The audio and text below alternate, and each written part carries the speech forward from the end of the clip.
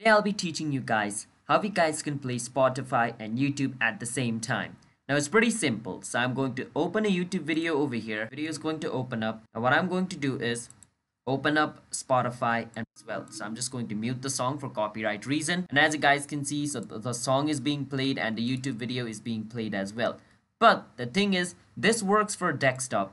But if you're trying to do the same thing on your mobile phone, then it's not going to work. And the reason why it's not going to work is because your mobile doesn't allow two applications to use audio function of the mobile device at the same time. So it doesn't matter if it's Spotify or YouTube, it's Facebook or Spotify, only one application can use the sound option at a time. So you cannot do anything to fix that. So this video is not clickbait. You guys can do it on desktop, but on mobile you can't.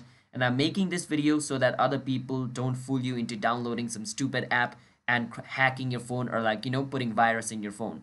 So I'm just saying it doesn't work. So I hope you understand. Hit the subscribe to our channel, How to Guide. I'll see you guys next time.